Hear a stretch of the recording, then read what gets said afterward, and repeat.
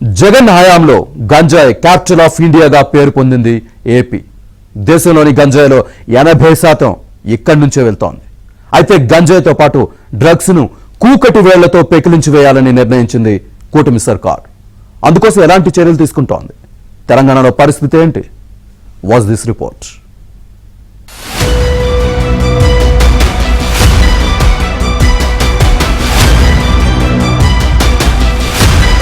జగన్ హయాంలో గంజాయి డ్రగ్స్ విపరీతంగా పెరిగాయి. విశాఖ లాంటి నగరాల్లో వీధి వీధిన గంజాయి రాజ్యమేలింది. గంజాయి స్మగ్లర్లతో గతంలో వైసీపీ నేతలు అంటకాగేవారన్న ఆరోపణలు ఉన్నాయి.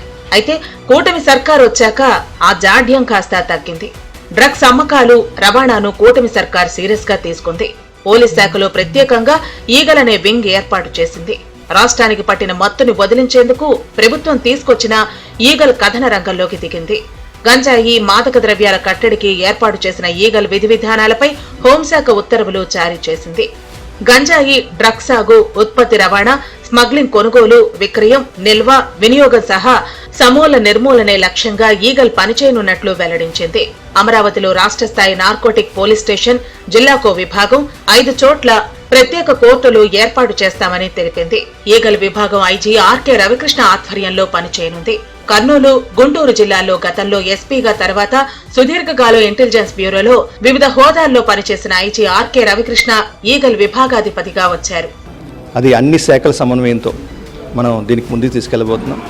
భవిష్యత్తులో మన రాష్ట్రం మాదక ద్రవ్యరహిత ఆంధ్రప్రదేశ్గా నిర్మాణం కోసం అందరం కూడా కలిసికట్టుగా ముందుకెళ్లాలని కోరుకుంటున్నాం.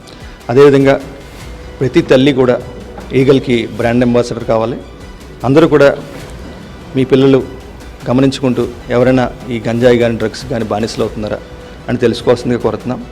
ఇటీవల గుంటూరు జిల్లా పట్టాపురం పోలీస్ స్టేషన్లో సుమారుగా మేము ఒక కేసులో మేము అనలైజ్ చేసినప్పుడు 17 మంది విద్యార్థుల్లో సుమారుగా 8 మంది బీటెక్ చదువుతున్న విద్యార్థులు, అదేవిధంగా మిగతా విద్యార్థులు కూడా చాలా మంచి విద్యాభ్యాసం చేస్తున్న వాళ్ళు 2 జూనియర్స్ కూడా ఉన్నారు.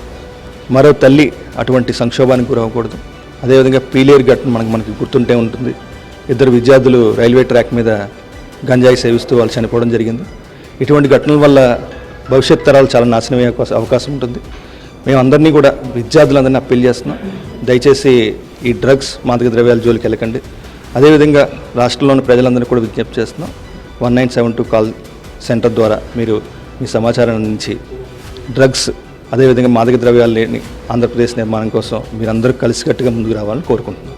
ఈగల ఆధ్వర్యంలో అమరావతిలో 2, విశాఖపట్నం, పాడేరు కేంద్రాలుగా మరో 2 కలిపి మొత్తం 4 రాష్ట్ర స్థాయి టాస్క్ ఫోర్స్ బృందాలుంటాయి. అమరావతిలో ఏర్పాటు చేసే నార్కోటిక్స్ పోలీస్ స్టేషన్ పరిధి రాష్ట్రమంతటా ఉంటుంది. డీఎస్పీ స్థాయి అధికారి ఈ స్టేషన్ కు ఎస్హెచ్ఓగా వ్యవహరిస్తారు. విశాఖపట్నం, రాజమహేంద్రవరం, విజయవాడ, గుంటూరు, తిరుపతిలో ప్రత్యేకంగా ఫాస్ట్ ట్రాక్ కోర్టులు ఏర్పాటు చేయనున్నారు. ఈ కోర్టుల్లో డ్రగ్స్ కేసులపై మాత్రమే విచారణ చేపడతారు. ఈగల్లో 459 మంది సిబ్బంది పనిచేస్తారు. సోషల్ మీడియా పర్యవేక్షణ, అనుమానాస్పద లావాదేవీల గుర్తింపు, మాదక ద్రవ్యాల అక్రమ రవాణాదారుల నెట్వర్క్, ఆన్లైన్లో జరిగే డ్రగ్స్ విక్రయాలను గుర్తించి అడ్డుకోవటం, డార్క్ వెబ్ పై నిఘా వంటి చర్యలతో పాటు వివిధ విభాగాల ద్వారా సమాచార సేకరణ, స్మగ్లర్ల ప్రొఫైలింగ్, వారి ఆర్థిక మూలాల విశ్లేషణ ద్వారా డ్రగ్స్ ను రాష్ట్రం నుంచి సమూలంగా నిర్మూలించడంపై ఈగల్ పనిచేయనుంది. కేవలం డ్రగ్ పెడ్లర్లు, వినియోగదారులే కాదు, దాని వెనుకున్న పెద్ద తలకాయలను సైతం వెంటాడుతోంది ఈగల్.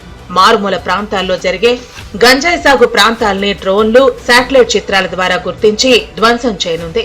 రాష్ట్ర సరిహద్దులు, గంజాయి రవాణా చేసే మార్గాల్లో ఆర్టిఫిషియల్ ఇంటెలిజెన్స్ ఆధారిత సీసీ కెమెరాలు, facial recognition, automated number plate recognition వంటివి ఉపయోగిస్తారు.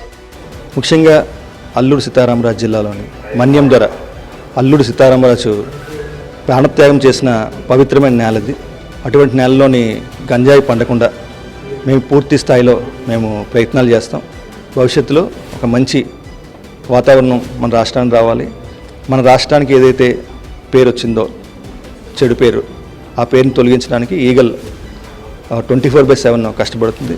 మేము పూర్తి స్థాయిలో దీనికి ముందుకు తీసుకెళ్ళి భవిష్యత్తులోని డ్రగ్స్ లేని ఆంధ్రప్రదేశ్ నిర్మాణం కోసం మనం ప్రయత్నం చేస్తాం. ఒక్కసారి ఎన్డీపీఎస్ చట్టంలో ఎవరైనా సరే విద్యార్థులు ఉంటే, ఇంకా విద్యార్థులు కాదు ఎవరైనా కావచ్చు, దాని నుంచి బయటపడడం చాలా చాలా కష్టమైన విషయం. కాబట్టి మేము అందరికీ అప్పీల్ చేస్తున్నాం, మీరు ఎన్డీపీఎస్ చట్టం ద్వారా కేసుల్లో ఇరుక్కోకుండా అదేవిధంగా మీరు మీ లక్ష్యాల గురించి పోరాడండి విద్యార్థులందరూ కూడా.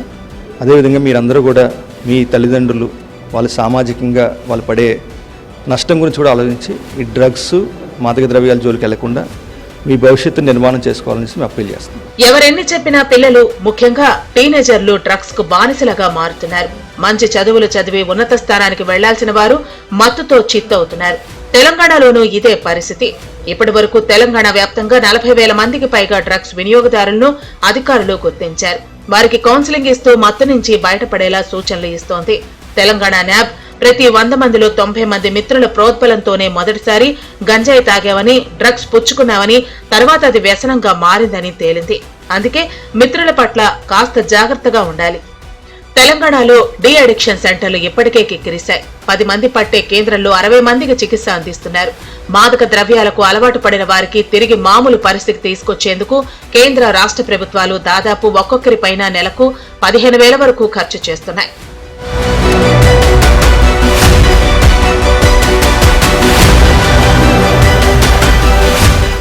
ఆంధ్రాలో అయితే విశాఖ కేంద్రంగానే డ్రగ్స్ వ్యాపారం నడుస్తోంది.